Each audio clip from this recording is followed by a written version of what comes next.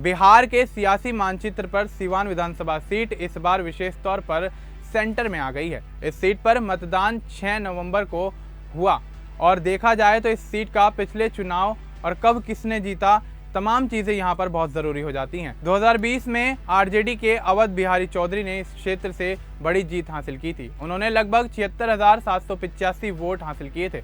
उनके निकटतम प्रतिद्वंदी यानी बीजेपी प्रत्याशी ओम प्रकाश यादव को करीब 74,812 वोट मिले थे। इन दोनों के बीच मात्र 1,973 वोटों का अंतर देखा गया था।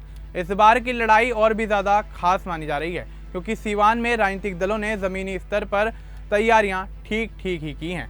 इस क्षेत्र में मुस्लिम, यादव, राजपूत व भूमिहार जैसे समुदाय वोटर की भूमिका निभाते नजर आए और इन्हीं जातीय सामाजिक समीकरणों के आधार पर पार्टियां अपनी रणनीति बनाती नजर आ रही हैं। मतदान प्रतिशत की जानकारी यह दिखाती है कि इस बार मतदाताओं का सक्रियता पिछले बार की तुलना में काफ़ी ज़्यादा बेहतर रही।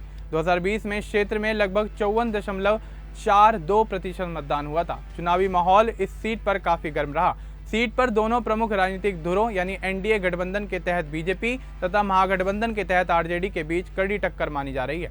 खास बात यह है कि बीजेपी ने इस सीट को महत्व देते हुए इसे लक्षित मानते हुए अपने रणनीति विकसित की थी, जबकि आरजेडी अपनी पिछली जीत को दोहराने का प्रयास कर रही है। इसके साथ साथ स्थानीय विकास, कानून व्यवस्था, युवा बेरोजगारी, सड़क, बिजली जैसे हार्ड मुद्दे भी सामने हैं जिन्हें मतदाताओं ने ध्यान में रखकर वोटिंग की है।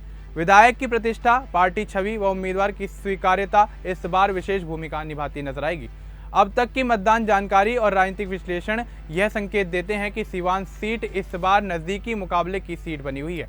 पिछली जीत आरजेडी को मिली थी, लेकिन बीजेपी की रणनीति व गठबंधन सहयोग की इस सीट पर अपना असर छोड़ने की स्थिति में दिख रहा है।